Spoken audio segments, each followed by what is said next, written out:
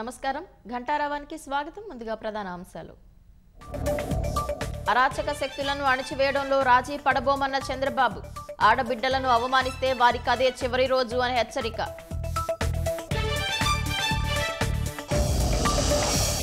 దశాబ్దం పాటు రాష్ట్రానికి చంద్రబాబు సీఎంగా కొనసాగాలన్న పవన్ కళ్యాణ్. ఏపీ సంపూర్ణ అభివృద్ధి దిశగా ముందుకెళ్తుందని విశ్వాసం. వర్రా కేసులో అవినాష్ రెడ్డిని అరెస్టు చేసి విచారించాలన్న షర్మిల. సోషల్ మీడియాలో పోస్టులు పెట్టించిందెవరో తేల్చాలని డిమాండ్.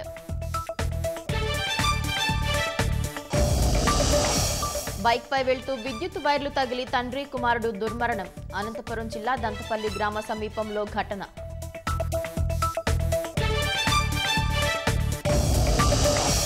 మహారాష్ట్రలో 32.18, జార్ఖండ్లో 47.92% పోలింగ్. మధ్యాహ్నం 1 గంట వరకు నమోదైన ఓటింగ్.